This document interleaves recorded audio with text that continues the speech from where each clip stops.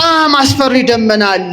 መባረክት ነጎድጓድ ያሉበት የመባረክት ብልሽታ የነጎድጓድ ማስገምገም የሚሰማበት ከፍተኛ የሆነ የነውጥ ደመና አለ።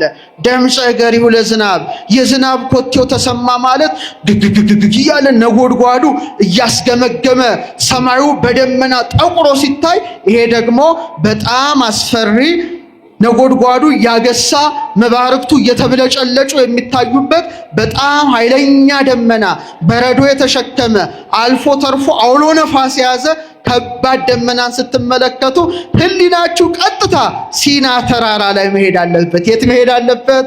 ሲና ተራራ ላይ። እነሆ በከባድ ደመና ወደ አንተ እመጣለሁ አለ።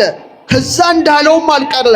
ድቅድቅ በሆነ ደመና ቃለ ቀርን እየተሰማ መባረክት ነጎድጓድ እያሉ እግዚአብሔር በሲና ተራራ ለማን ተገለጠ? ለሙሴ ተገለጠ። ይሄ ማለት አስፈሪ ነው ማለት ነው። ፈራጅነቱን ያመለክታል። ታቦር ተራራ ላይ ደግሞ በጣም የጠቆረ ድቅድቅ ደመና ሳይሆን ብሩህ ደመና ታየ። ያ ብሉይ ኪዳን ነው፣ ይሄ አዲስ ኪዳን ነው። እየሰማችሁ ነው ክርስቲያኖች? በታቦር ተራራ ምን ተገለጠ? ብሩህ ደመና ሲገለጥ፣ ሲና ተራራ ላይ ደግሞ ድቅድቅ ደመና መገለጡ ያ የብሉይ ኪዳን ዘመን አስፈሪ ዘመን አስደንጋጭ ዘመን ሲሆን አዲስ ኪዳን ደግሞ የምህረት ዘመን ስለሆነ በምን ተለወጠ ማለት ነው? በታላቅ የብርሃን ደመና ተለወጠ ማለት ነው። ከቃሉ ጋር ናችሁ? እግዚአብሔር ከሁላችን ጋር አይሆን። ስለዚህ ደመና እንዲህ ይላል። በጣም ይገርማል። የእግዚአብሔር ቀን መጥቷል። የጨለማና የጭጋግ ቀን የደመናና የድቅድቅ ጨለማ ቀን ነው ይላል። በጣም አስፈሪ ነው። ስለምን ለተመጻት ነው የሚናገረው? ያ ዘመን ይላል በጣም ኢዩኤል ላይ ነው የሚናገረውና የማይታወቁ ፍጡራን ይወጣሉ ይላል። እንግዲህ እናንተ ሙሉ በሙሉ ቤታቸው አንቡትና ማይቆስሉ ማይደሙ በአጥር ላይ የሚወጡ በመስኮት የሚሾልኩ ያን ጊዜ ይላል የእግዚአብሔር የቁጣ ቀን ነው ይላልና ድቅድቅ ደመና ይመጣል ይላል። እግዚአብሔር ከፍርድ ቀን ይሰውራል። በሶፎንያስ 1:15 ላይ ያ ቀን የመዓት ቀን የመከራ የጭንቅ ቀን የመፍረስ የመጥፋት ቀን ካለ በኋላ የጨለማና የጭጋግ ቀን የደመናና የድቅድቅ ጨለማ ቀን ነው ይላል። ይሄ ማለት ፍርድ ነው ማለት ነው። ስለዚህ ኦርቶዶክሳውያን በጣም አስፈሪውን ደመና በምትመለከቱበት ጊዜ ፍርድ እንዳለ አስበን ምን መግባት አለብን? ንገሩኝ፣ ምን መግባት አለብን? አንዳንዴ ደግሞ የዝናብ ደመና ምን ይሆናል? በጣም ጠቁሮ ይታያል። ጸልሙ ማያት በውስተ ደመናት ይላል። እስቲ ውሃዎች በሉ እስቲ። አይሰማም? ውሃዎች በደመናት ውስጥ ጠቆሩ። በምን ውስጥ ጠቆሩ? የሚያጠቁራቸው ምንድን ነው? ነፋስ ነው። ከባቢ አየሩ ነው። እስመ ነፋስ ጸሊም በአርያው ይላል ሄኖክ። ነፋስ በባህሪው ምንድን ነው? ጨለማነት ነው። ስለዚህ ከባቢው አየር አትሞስፌሩ ምን አድርጎ ይታያል? ጨለማ መስሎ ይታያልና እነዚህን ሁሉ ማሰብ፣ ማወቅ፣ መረዳት ለክርስቲያኖች በእውነት የተሰጠ ነው። ሌላው በጣም ተወርዋሪ ደመና አይታችሁ ታውቃላችሁ? ፈጣን ደመና። አሁን ይሄ ተበትኗል ማለት ነው። ግን አንዳንድ ደመናዎች ሲሄዱ አይታችኋል? አላያችሁም? ለምሳሌ በአይሮፕላን ስትሄዱ በጣም ፈጣን ደመናዎችን ማየት የተለመደ ነው። ፈጣን ደመና ስትመለከቱ ቀሊል ደመና ይባላል በቤተ ክርስቲያን ቋንቋ። ፈጣን ደመና ስትመለከቱ ፈጣኗ አፍጣኒተ ረድኤት ማን ትመስላቸዋለች? ንገሩኝ እስቲ። ድንግል ማርያም ናት። ተመልከቱ። እሷን ማሰብ ይገባል። በኢሳይያስ 19:1 ላይ ምን አለ? እግዚአብሔር በፈጣን ደመና እየበረረ ወደ ግብጽ ይወርዳል ይላል። በምን ደመና? በፈጣን ደመና። ባለው ነው ምሳሌ የሚገልጠው። የግብጽም ጣዖታት ይርዳሉ ይላል። ድንግል ማርያምም እውነተኛውን ዝናብ ኢየሱስ ክርስቶስን የተሸከመች አፍጣኒተ ረድኤት ፈጥና የምትደርስ እናት ናትና ፈጥና ትድረስልን የአምላክ እናት። ፈጣኗ ደመና ግብጽ ስትገባ ጣዖታት ሁሉ ፈራረሰ። ዛሬም እመቤታችን ፈጥና ወደ ሕይወታችን ስትገባ አጋንንቱ ሁሉ ይወድቃል። ደስ ይበላችሁ፣ ይወድቃል። ፈጣኗ ደመና እሷ ናት። ስለዚህ ይህን ሁሉ ነገር እንድናስብ ይሆናል። በመጨረሻ አንድ በ3-4 ደቂቃ ትምህርቴን ስቋቸው ስለ ዝናብ ትንሽ ልንገራችሁ። ስለ ዝናብ ልንገራችሁ። ዝናብ ከሰማይ ነው የሚወርደው ወይስ ከምድር ነው የሚወጣው? ከየት ነው እንዴ? ግራ ተጋባችሁ። ከየት ነው የሚመጣው? ከየት ነው የሚመጣው? ወዴት ነው የሚወጣው? ከሰማይ። እሺ፣ መጽሐፍ ቅዱስ ለመጀመሪያ ጊዜ ሰዎች ዝናብ ከሰማይ የሚወርድ ብቻ ይመስላቸው ነበረ። መጽሐፍ ቅዱስ ግን በፍጹም ሰማይ ከሰማይ ብቻ ዝናብ ከሰማይ አይደለም የሚወርደው መነሻው ውቅያኖስ ነው ብሎ ለመጀመሪያ ጊዜ የጻፈ መጽሐፍ ቅዱስ ነው። የሚገርማችሁ የዓለም ሳይንቲስቶች ያወቁት በ17ኛው ክፍለ ዘመን ነው። መጽሐፍ ቅዱስ ግን እንዲህ ይላል በመጽሐፈ ኢዮብ ምዕራፍ 36 ቁጥር 27 ላይ የውሃውን ነጠብጣብ ወደ ላይ ይስባል። ወደ ምን ይስባል? ወደ ታች ነው ወደ ላይ? ተመልከቱ። ታያችሁ? ኢቫፖሬሽን እየተማራችሁ ነው አይደል? ሳይንስ ኢቫፖሬሽን ትነት ምን አለ? ኢዮብ 36:27 ላይ የውሃውን ነጠብጣብ ወደ ላይ ይስባል፣ ዝናብም ከጉም ይንጠባጠባል፣ ደመናት ያዘንባሉ፣ በሰዎች ላይ በብዙ ያንጠባጥባሉ ይላል። በጣም እኮ ነው የሚገርመው። ወደ ላይ ያወጣዋል፣ እንደገና ወደ ታች ምን ያደርገዋል? ያፈሰዋል። ሳይክል ነው፣ ዑደት ነው ማለት ነው። ይሄ በጣም አስደናቂ ነው። ሰሎሞን መቼም ጠቢብ ነው።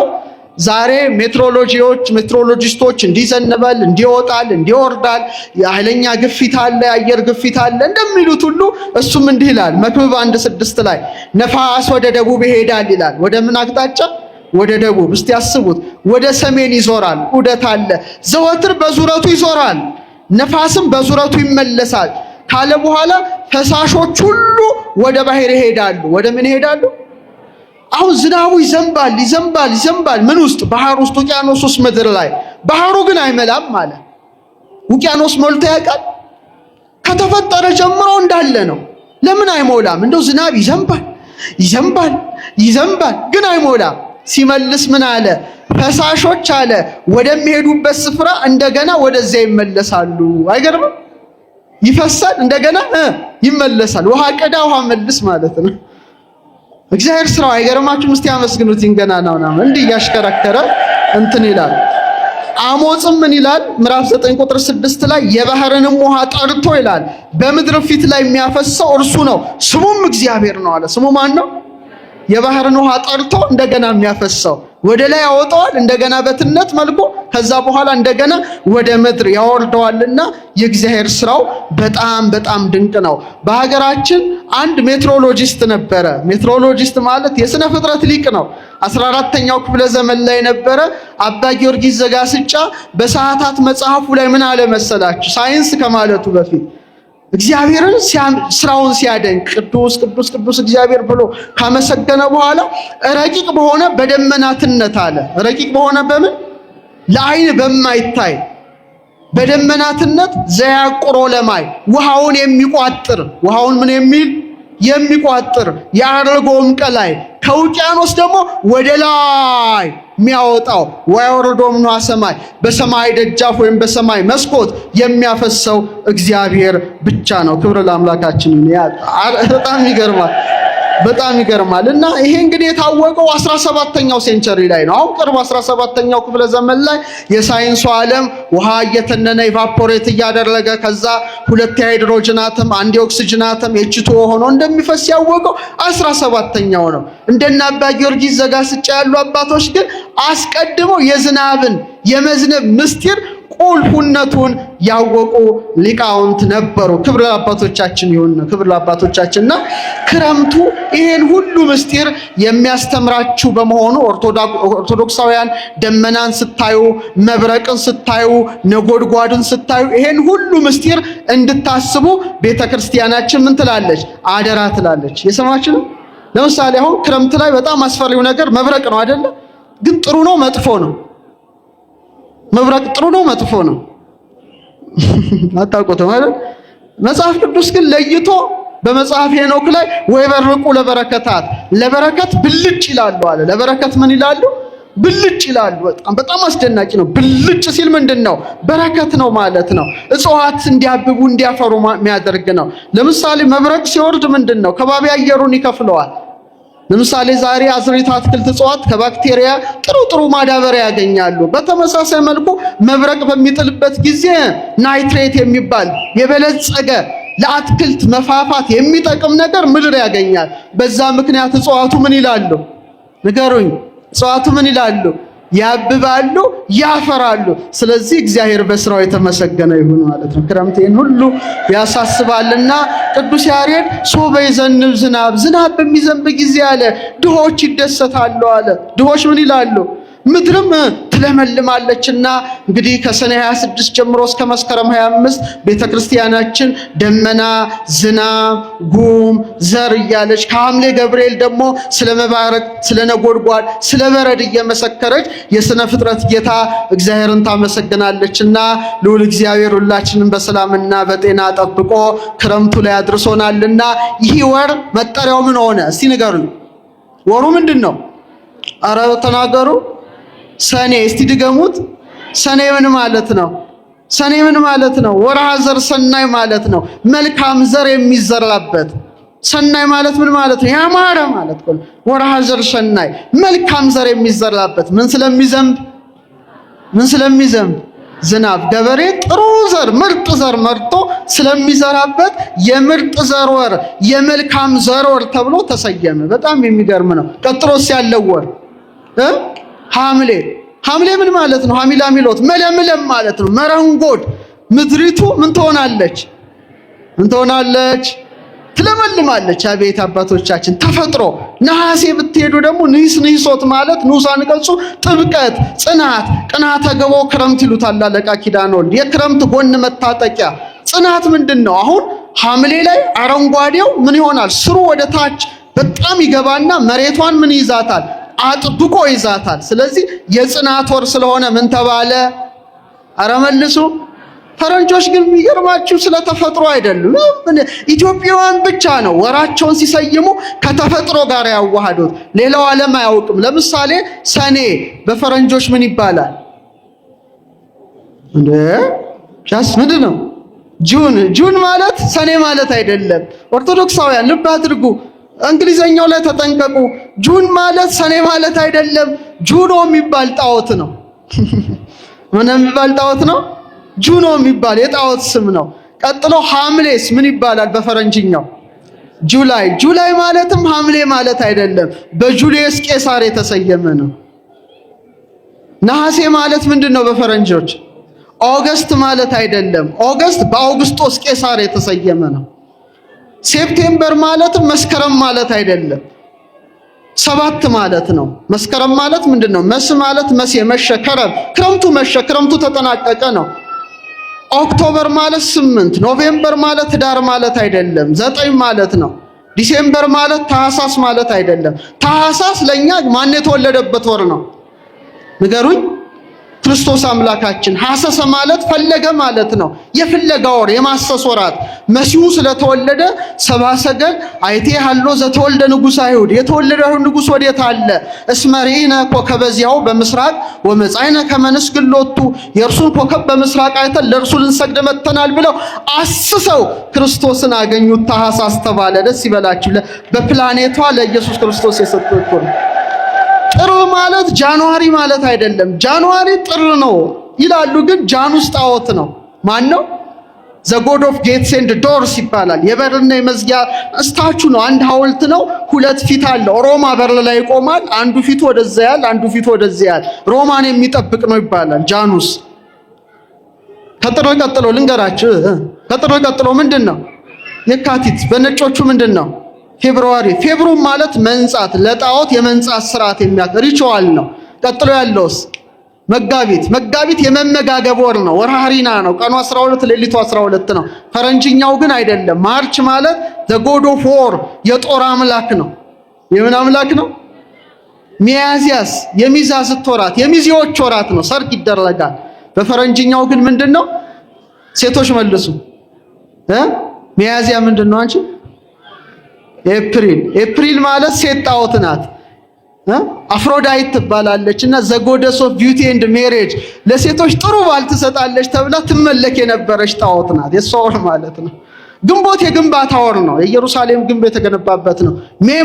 ሜ ግን ግንቦት አይደለም። የጁፒተር ሚስትና እህት ተብላ የተመለከች ጣዖት ናትና ዓለሙ በሙሉ በጣዖት መንፈስ ሲከበብ፣ ኢትዮጵያውያን ግን ስነ ፍጥረትን ማዕከል አድርገው ነገር ሃይማኖትን ማዕከል አድርገው ሰኔ ብለው ሰየሙ። አመስግኑ። ሰኔ ብለው ሰየሙ። እስቲ ወሩን ብቻ ጥሩልኝ ጮክ ብላችሁ። እስቲ በመስከረም በሉ እስቲ። እኔ ደግሞ ላለው እናንተ በጥቅምት ትላላችሁ ቀጥላችሁ፣ ግን የማይል አይኖር። እስቲ በመስከረም በሉ እስቲ። በመስከረም ስፍራ ሁሉ ለምለም ይባላል። ቀጥሎስ በጥቅምት አንድ አጥንት ይባላል። ምን ማለት ነው? በጣም ያው አረንጓዴውን በልተው ከብቶቹ ይሰባሉ። ቢያንስ ስንት ይደርሰናል? አይ አሁን እንኳን እኔ እንጃ። ቀጥሎስ በህዳር እሸት ከዳር ዳር ይባላል። ቀጥሎ በታህሳስ ጎተራህን አብስ ይባላል። ቀጥሎ በጥር ምርትህን አበጥር ይባላል። ቀጥሎስ በየካቲት አዝመራህን ክተት ይባላል። ቀጥሎ በመጋቢት ረስለ ወደፊት። ቀጥሎስ በሚያዝያ ፀሐይ እዚህ አልፎ ተርፎ ነው። እሺ በግንቦት ፀሐይ አናት ከባድ ፀሐይ ወቅትን ያሳለፍነው። ቀጥሎ አሁን ያለንበት በሰኔ ዝናቡን ወደኔ አያችሁ በዓተ ክረምት ነው። ቀጥሎስ በሐምሌ ልኑር እንዳመሌ ምን ማለት ነው? ገጠሬውም አይገናኝም። እንዳሁኑ ድልድይ ያልነበረውም። ለምሳሌ ኪራይ ቤት የምትኖሩ የሚያፈስ ጣሪያ ያላችሁ እንዳመላል የምትኖሩት ትሪ ትደቀናለ፣ ሳህን ትደቀናለ ሳቁ እነሱ ቤት ነው ማለት ነው። ቀጥሎስ በነሐሴ ትንፍስ አለሽ ነፍሴ። ቀጥሎ በጳጉሜ እስቲ ልዘጋጀው አዲስ ህልም አልም። ያላገባው ለማግባት ያልተማረው ለመማር ህልም የሚያልምበት የጳጉሜን ወር ነውና ጳጉሜንን አሳልፎ ክረምቱን አሳልፎ ለመጸው የአበባው ጊዜ አምላካችን ያድርሰን። ሁልጊዜ አይናችንን ቀና ብለን ነጩን ደመና በሰማይ ላይ በተመለከትን ጊዜ ማንን ማሰብ አለብን ማለት ነው? ንጹሐ ባህሪ ኢየሱስ ክርስቶስን ዳግመኛ ለፍርድ የሚመጣውን አምላካችንን ማሰብ አለብን። ለምሳሌ የማቴዎስ ወንጌል ምዕራፍ 17 ቁጥር 5 ላይ ጌትነቱን ታቦር ላይ በገለጠ ጊዜ ምን ይላል? እነሆ ብሩህ ደመና ጋረዳቸው ይላል። ምን አይነት ደመና? ብሩህ ደመና። እግዚአብሔር መንፈስ ቅዱስ ነው በደመና አምሳል አብ የምወደው ልጅ ይሄ ነው ይላል። ስለዚህ ብሩህ ደመናን ሰዎች ሲመለከቱ የታቦር ጌትነቱን የታቦር ክብሩን እንዲያውቁ መሆን አለባቸው። ከቃሉ ጋር ናቸው። ሌላው ብርህት የሆነችውን ደመና ስትመለከቱ ድንግል ማርያምን ማሰብ አለብን። ማንን እናስባለን? ድንግል ማርያምን። እመቤታችን በሁለት አይነት ደመናዎች ተመስላለች። አንደኛው ብርህት በሆነችው በዚች አይነት ደመና ነው። ሁለተኛው ደግሞ ትንሽ አስፈሪ በሆነው ድቅድቅ ያለ ደመና ነው። ኤፍሬም ሶርያዊ አንቲ ዘበአማን ደመና እንተ አስተራኪ ለነ ማየ ዝናብ፣ ንጹሕ የዝናብ ውሃ የተባለ ኢየሱስ ክርስቶስን ቋጥረሽ የታየሽ እውነተኛ ደመና አንቺ ነሽ ይላል። እቺ ደመና አለች። ሌላኛዋ ደግሞ ራቁ ደመና፣ አሁን የምታዩት የዝናብን ውሃ ያልያዘ ብሩህ ሆኖ የሚታይ ደመና አለ። እሷ የማን ምሳሌ ሆና ተገለጠች? የድንግል ምሳሌ ሆና ተገለጠች። ቅዱስ ያሬድ ምን ይላል? ሰአሊ ለነ ማርያም፣ ማርያም ለምኝልን፣ ንጽሕት በድንግልና አልባቲ ሙስና ጸምር ጻዕዳ ራቁ ደመና ይላታል። ነጯ ደመና ማለት ነው። ምንም አይነት የዝናብን ጠብታ ያልያዘች ጥቁረት ያልተቀላቀለባት ደመና አንቺ ነሽ ይላታል። ያቺ እቺ የምታዩት ነጯ ደመና ምንም አይነት ጥቁረት እንዳልተቀላቀለባት ድንግል ማርያም ምን የለባትም? ጽነት የለባትም፣ ኃጢአት የለባትም፣ ነውር ነቀፋ የለባትም። አመስግኗት እቺን ደመና። አዎ ራቁ ደመና፣ የተራቆተች ደመና ይላታል። የዝናብን ውሃ ያልተሸከመች። ምንን ያልተሸከመች? የዝናብን ውሃ። እቺ ብርህቷ ደመና በውስጧ ምንም አይነት የዝናብ ጠብታ እንዳልያዘች ድንግል ማርያምም በዝናብ ጠብታ የተመሰለ የወንድ ዘርን አልያዘችም ማለት ነው። ታላቁ ሊቅ አባ ጊዮርጊስ ዘጋስጫ ምን ይላታል? ንዑ እንከ ከመናልዕላ ለዛቲ ደመና ብርሃን እንተ ጾረቶ ለማየ ዝናብ ንጹሕ፣ ንጹሕ የዝናብ ውሃ የተባለ ኢየሱስ ክርስቶስን የተሸከመች የብርሃን ደመና የተባለች ቅድስት ድንግል ማርያምን እናከብራት እናገናት ዘንድ ኑ በማለት የዓለም ብርሃን ወልደ እግዚአብሔርን የተሸከመች ነውር ነቀፋ የሌለባት ንጽሕቲቱ ደመና ማን ሆና ተገለጠች ማለት ነው? ድንግል ማርያም ሆና ተገልጣለች ማለት ነው።